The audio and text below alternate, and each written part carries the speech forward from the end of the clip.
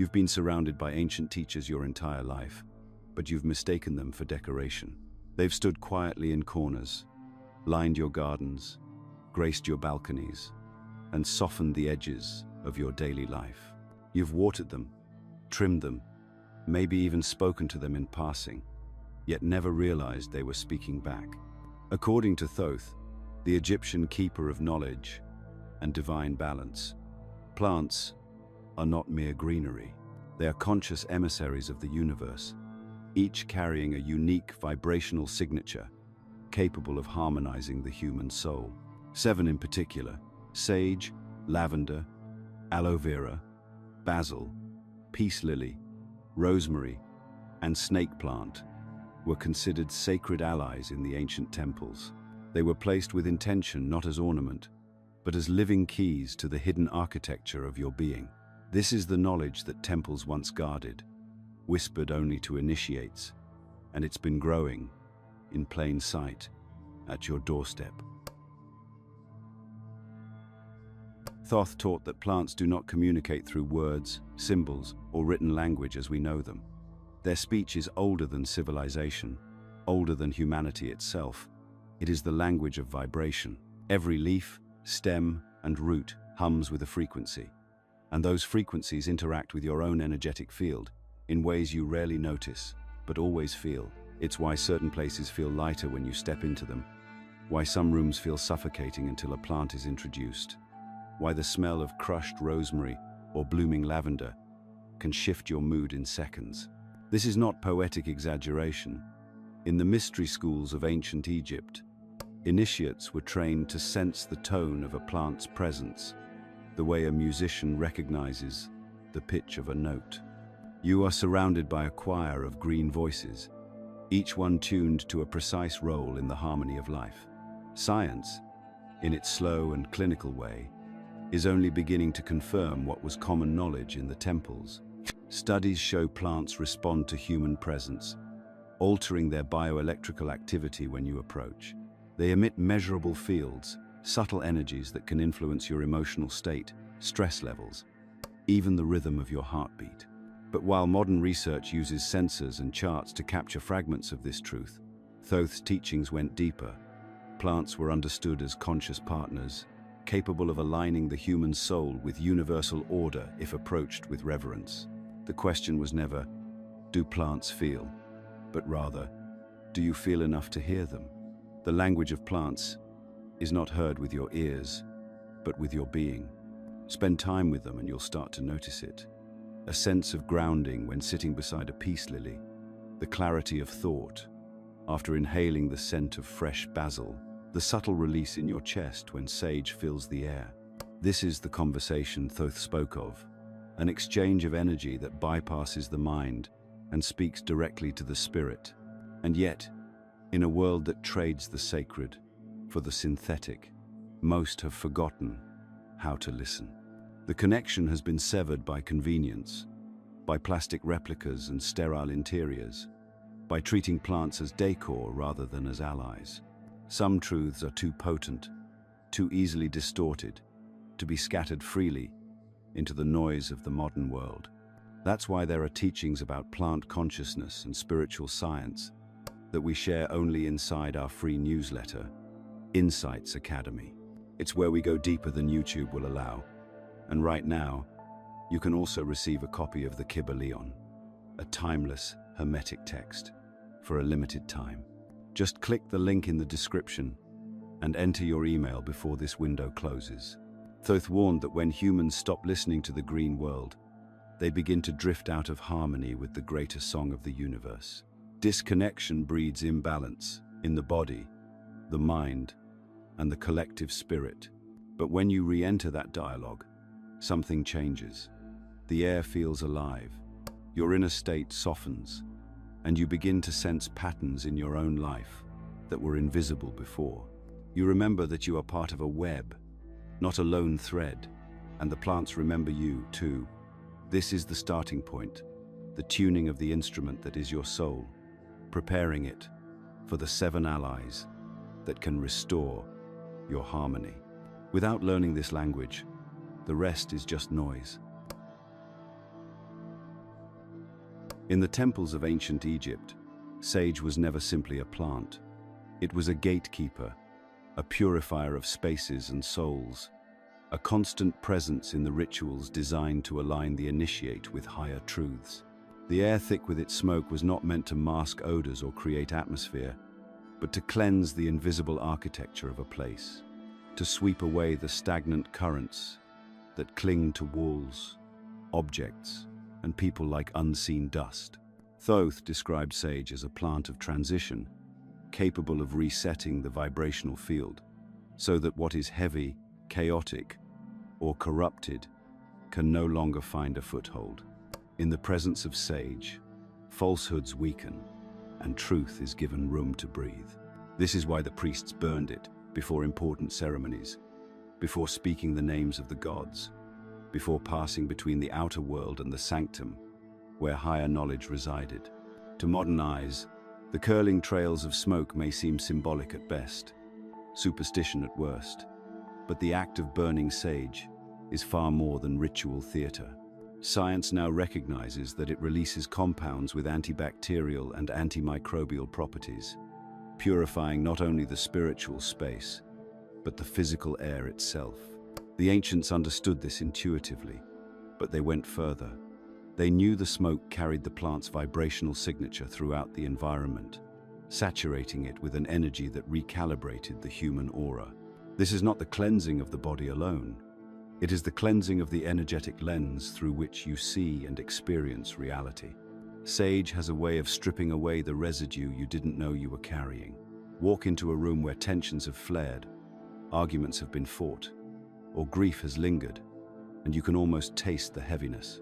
It sits there, invisible but present, affecting the way you feel, the way you think, even the way you speak.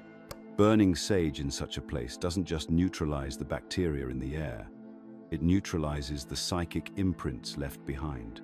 It's like erasing the background noise so your mind can return to clarity. Thoth taught that purification was not a one-time act but a practice, a rhythm of clearing the space within and around you so that you could receive higher frequencies without distortion. In the temples, sage was used not only before ceremonies but also in moments of personal recalibration. An initiate who had strayed from their inner balance would be guided into a small chamber where sage smoke curled in gentle spirals, the air warm and fragrant. They would sit in silence, breathing deeply, until their energy began to shift and the clouded waters of their mind cleared. Even in your modern life, sage offers the same gift. Before meditation, before important conversations, before creative work, invite its presence. Hold the bundle with intention, light it until the smoke rises, and let it move through the air as if you are painting the room with light. Pass it around your body slowly, allowing it to touch the field just beyond your skin. It is in these moments that you understand what the ancients meant when they said sage opens the gates. You begin to feel a freshness, not only in the air, but in your own being, a subtle knowing that something has been reset, a quietness where there was noise, a lightness where there was weight. To work with sage is to acknowledge that purity is not absence, but presence, the presence of clarity, of openness, of readiness. When you begin here, with this first ally, the path to harmony becomes clearer, and the teachings of the other six can take root in soil that has been truly cleansed. Lavender carries the kind of presence that doesn't announce itself loudly, yet somehow fills the entire space it enters. Its fragrance drifts gently, almost dreamlike, but behind that softness lies a force that the ancients recognized as a bridge between the conscious mind and the deeper currents of the soul. In Thoth's teachings, lavender was aligned with the principle of spiritual sight, the ability to perceive what is beyond the reach of ordinary senses. It was not just admired for its beauty or valued for its calming aroma. It was revered as a guide into the subtle realms where truth reveals itself in whispers rather than shouts. To the trained initiate, lavender was a doorway to the inner temple, the place where visions unfold and intuition is sharpened into clarity. In the healing chambers of Egypt, lavender was placed near the head of those seeking guidance from dreams. Its scent was believed to open the inner ear, the part of human consciousness that could receive symbols and messages from the unseen world. Priests and priestesses would prepare infusions of lavender for those undergoing spiritual journeys, the aroma woven into the ritual like a key slipped into a hidden lock. The plant's vibration, according to Thoth, quieted the turbulent waters of thought, allowing the deeper currents to be felt and understood. It was a stillness that wasn't empty, but alive, with presence. Modern science tells us that lavender can reduce anxiety, promote deeper sleep, and even balance certain neurological responses. But in the temple view, these effects were only the surface reflection of a deeper truth. When the body is calmed, the gateways of perception open. The restless chatter of the mind is like static on a radio. Lavender tunes the signal so that the soul's messages come through without distortion. This is why the ancients saw it not merely as a relaxant, but as an activator of insight. You may have experienced it without even realizing. That sudden wave of peace after inhaling lavender's scent, the way colors seem more vivid, the way your thoughts arrange themselves into a kind of quiet order. This is the plant speaking, not in words, but in shifts of perception.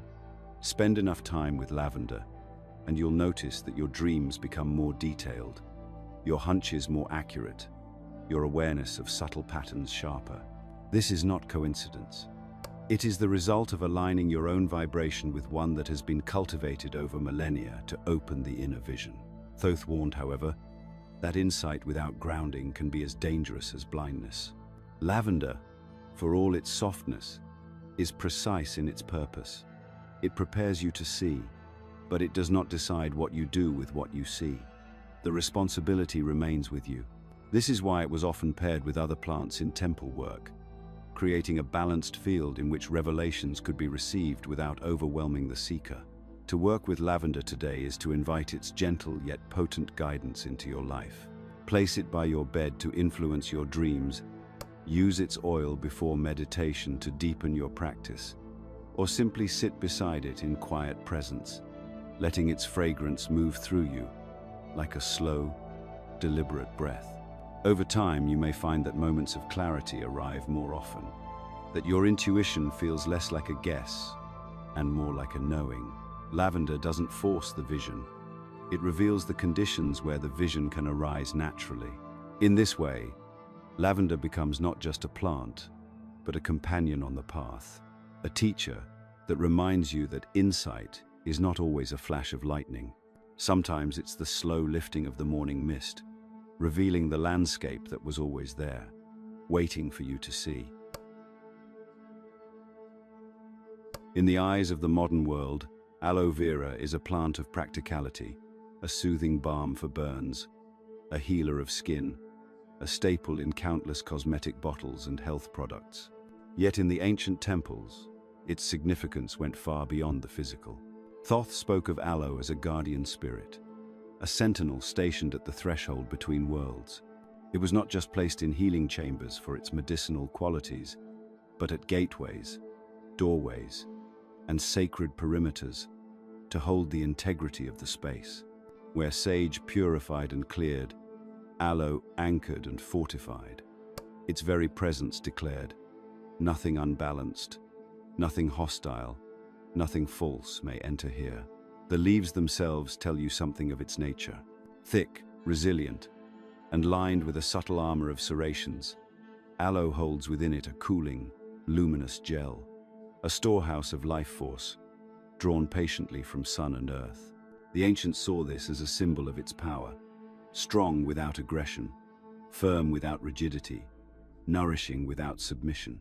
In the spiritual sense, aloe was a living reminder that true protection is not about building walls, but about radiating a field so harmonious that dissonance cannot survive within it. In Egyptian healing rites, aloe was often placed beside the head and feet of those undergoing deep spiritual recovery, creating a boundary in which the body and soul could heal without interference from disruptive energies. It was also planted at the entrances of homes and temples, not simply for ornament, but as a living guardian, attuned to the vibrations of the place it protected. The priests believed aloe could sense disturbances in the energetic field and respond by strengthening the resonance of the space, much as the immune system responds to an intruder in the body. Modern science tells us aloe produces compounds that resist bacterial growth, reduce inflammation, and promote cellular repair. But the temple view saw these qualities as reflections of an even deeper truth. Aloe's protective force worked first on the subtle level, preserving the integrity of the energetic field, and the physical effects were the natural consequence. In this way, the plant acted as a bridge between the invisible and the visible, holding the line so that harmony could take root.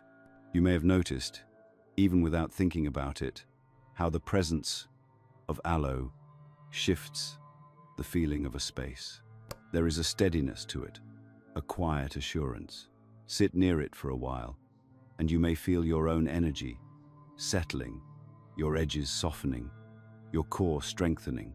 It's as though the plant reminds you, without words, that you have your own protective field, and that when it is intact, nothing external can dictate your inner state. In Thoth's teachings, working with aloe was also a lesson in self-maintenance. Just as the plant replenishes its gel after injury, you too are capable of restoring your own energy reserves. But protection is not passive. It is an active relationship with the forces around you. Bringing aloe into your life is an act of intention, a signal that you are willing to stand in your own sovereignty, shielded not by fear, but by the resonance of balance. So when you see aloe vera on a sunny windowsill or standing guard at a doorway, know that it is more than a plant. It is a keeper of thresholds, a quiet warrior, a reminder that the truest defense comes not from closing yourself off, but from holding a vibration so steady that disharmony has no place to cling. And in its company, you may begin to remember that you, too, can be such a guardian, both for yourself and for the spaces you hold sacred. Basil has long been cherished in kitchens and gardens for its flavor, but in the wisdom of Thoth, its true essence has nothing to do with taste. This is a plant that radiates life in a way few others do, and in the ancient temples, basil was revered as a magnet for abundance, not merely the abundance of material wealth, but a fuller, deeper form, the abundance of opportunities, of inspiration, of connections, and of the subtle forces that conspire to make life flourish. It was called the green gold of the temple gardens, not because it could be sold or traded, but because it seemed to invite prosperity in all forms, simply by existing in your presence. The priests understood that abundance was not a stroke of luck, but a frequency. You either lived in harmony with it, or you lived in resistance to it. Basil, with its vibrant leaves and sun-loving nature, was seen as an anchor for this frequency, drawing it into the spaces it inhabited. It was often placed in the courtyards of temples, where merchants, travelers, and petitioners would pass through, carrying its energy out into the world. Those who cultivated basil were believed to attract not just more of what they needed, but also more of what they truly valued. In the rituals of abundance, basil played a central role. Sprigs were placed in ceremonial vessels alongside water drawn at dawn, and the resulting infusion was sprinkled in doorways and on thresholds. This act was not superstition, but a form of vibrational alignment, a way of tuning the entry points of life to welcome the energies one sought. Basil's fragrance itself was considered a message to the unseen, signaling readiness to receive. Modern science notes basil's uplifting aroma and mood-enhancing properties, but Thoth's teachings looked further. They spoke of the plant's ability to influence the heart center, the energetic space where giving and receiving are in constant flow. When this center is blocked, abundance stagnates. When it is open, life seems to deliver in unexpected and synchronized ways. Basil's vibration, they believed, gently opened and balanced this flow, dissolving the subtle fears and doubts that cause you to hold back from life's generosity. You might notice it yourself without seeking it. The simple act of tending to a basil plant, watering it, feeling its leaves, catching its scent in the air, can stir a lightness in your spirit. Ideas come more easily. Your outlook shifts towards possibility rather than limitation. And you may find that conversations, opportunities, or even solutions to problems seem to arrive more fluidly. This is the plant's way of aligning you with abundance, of reminding you that the universe is not stingy, but it requires your openness to flow through. In Thoth's view, working with basil was also a lesson in reciprocity. Just as the plant thrives when cared for, abundance thrives when it is honored, nurtured, and shared. Hoarding energy, resources, or blessings was seen as a form of spiritual blockage. True prosperity was measured by how freely life moved through you, not just to you. Basil, then, was both a teacher and a mirror, reflecting the state of your openness to life. When you bring basil into your home or workspace, you are not simply adding greenery, you are inviting a shift. You are signaling to yourself and to the unseen currents around you that you are ready to participate fully in the dance of giving and receiving.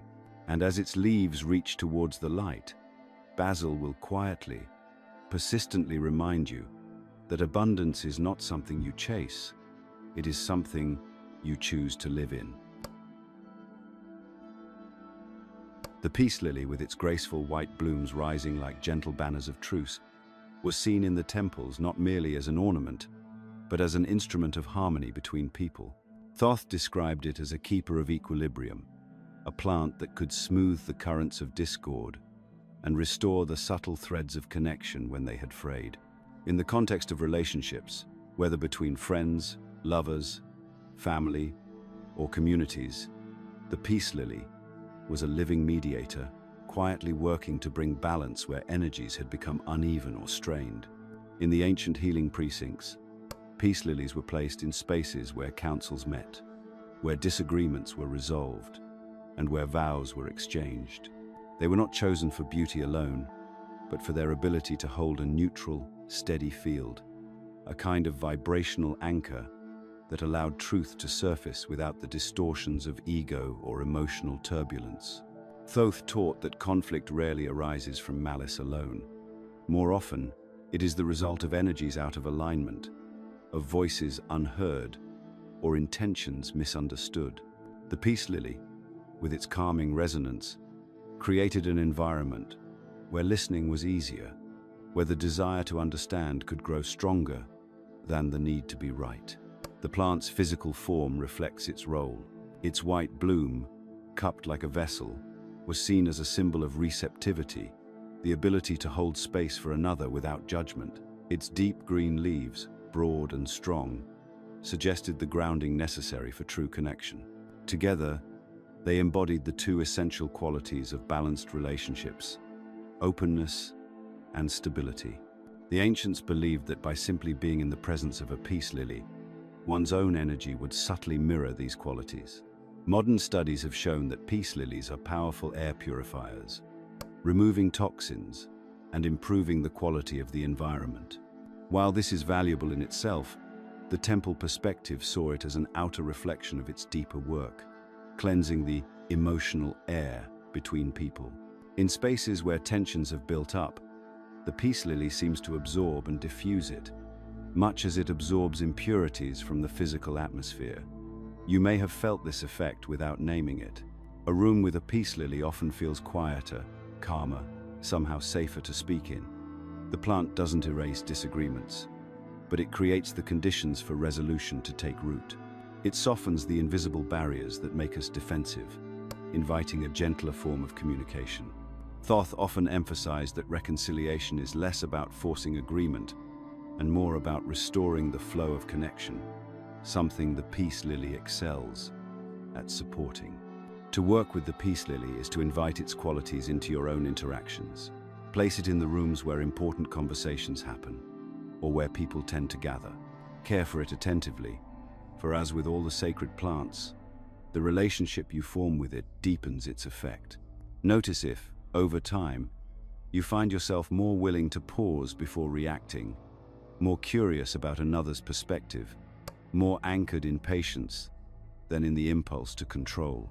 In Thoth's teachings, Balanced relationships are not simply a matter of social harmony.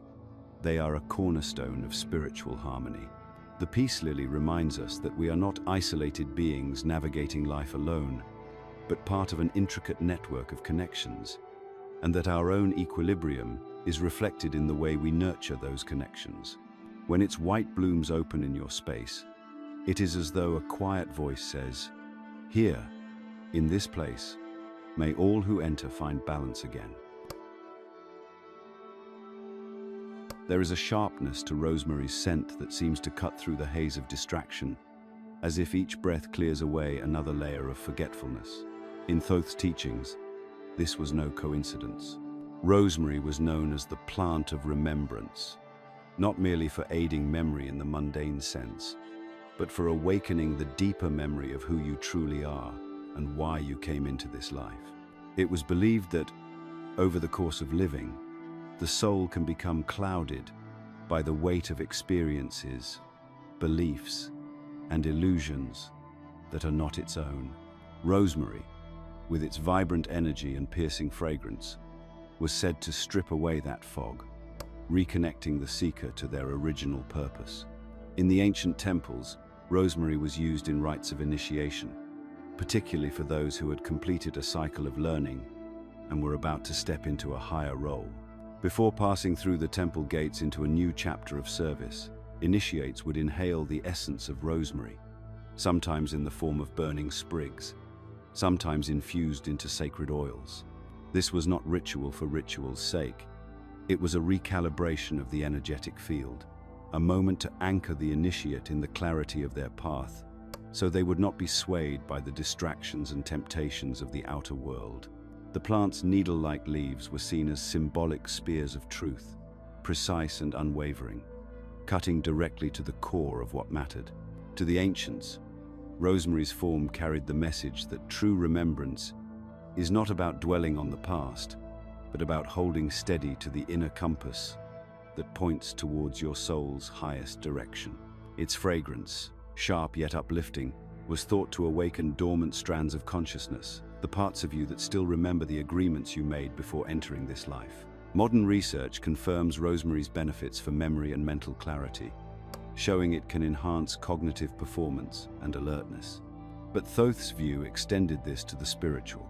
The mind is a doorway, and when it is sharpened, the messages of the soul can pass through more freely.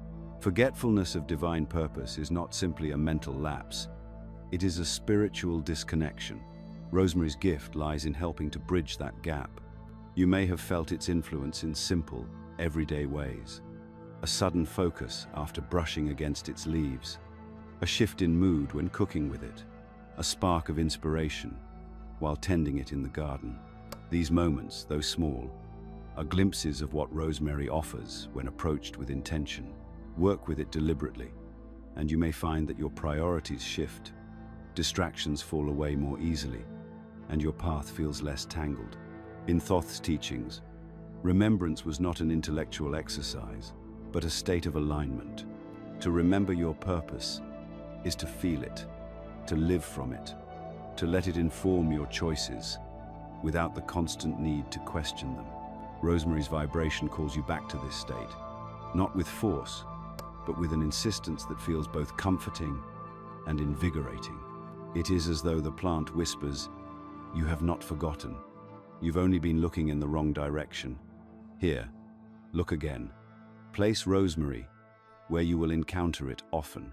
Let its fragrance work its way into your days. Use it in your meals, in teas, in the air of your home.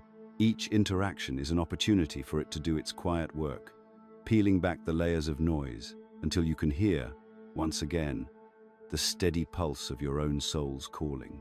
And when you do, the world itself seems to rearrange, aligning with the path you were always meant to walk. The snake plant stands tall and unwavering, its upright leaves like silent sentinels, holding their ground with an almost defiant grace. In the eyes of Thoth and the temple healers, this plant was the embodiment of sovereignty, the ability to maintain your own energy without being swayed, drained, or shaped by the forces around you. Where other plants might invite, soothe, or harmonize, the snake plant commands. It does not bow to its environment.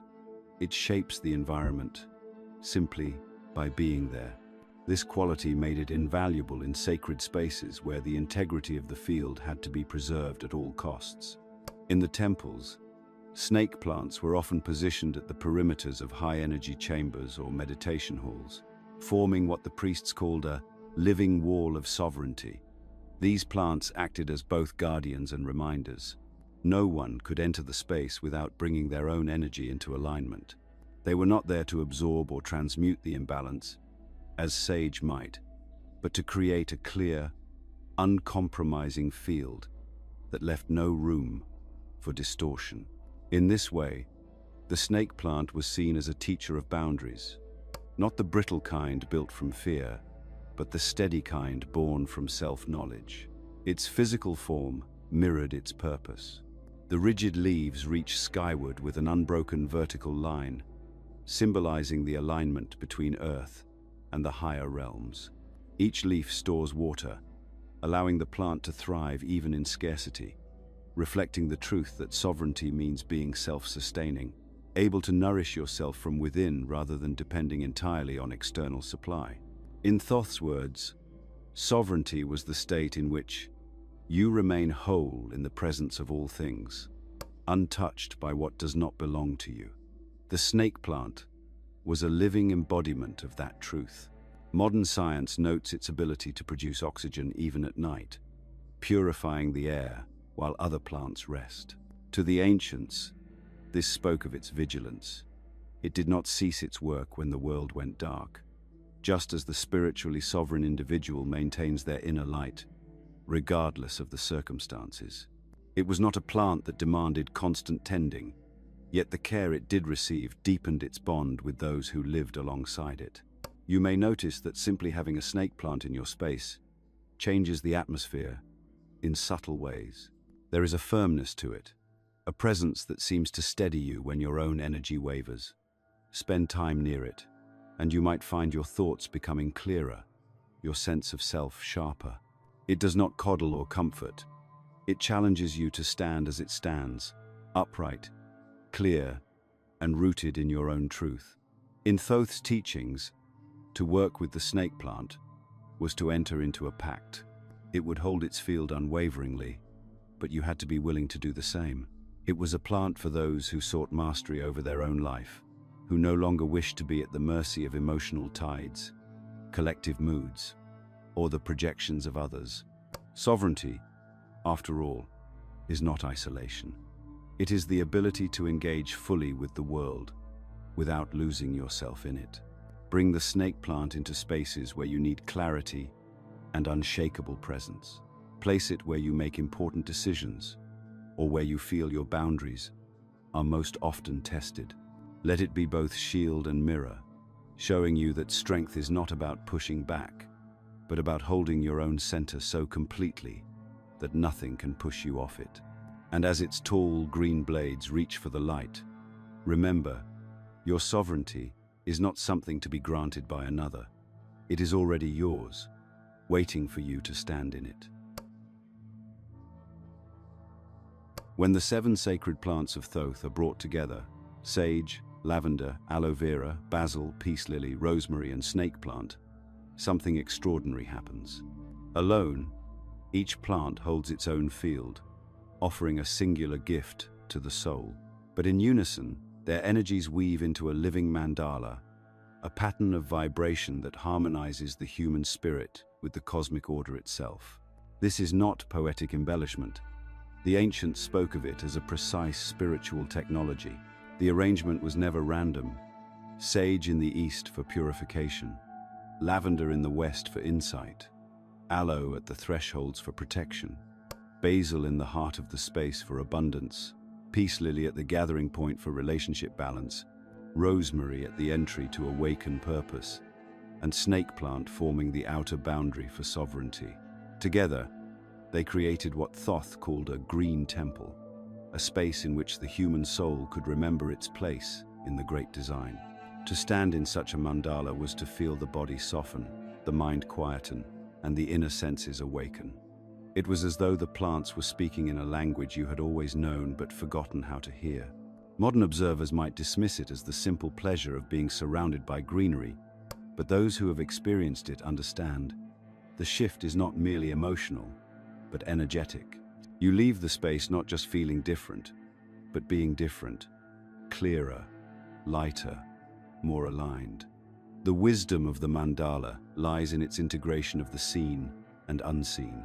Science can measure the cleaner air, the lowered stress response, the improved focus. But there are no instruments yet to quantify the way a basil plant can subtly shift your perception of possibility, or how the snake plant can make you feel stronger in your own skin. Thoth's teachings remind us that just because something is invisible does not make it imaginary. The most potent forces in life often are. Creating such a space in your own life is not about replicating a temple design down to the last detail. It is about recognizing that these plants are not static objects, but living allies. Treat them as you would wise friends. Care for them, listen to them, and place them where their gifts can flow most freely into your life. Whether they form a complete circle in your home or simply inhabit different corners of your daily existence, their combined influence can be profound.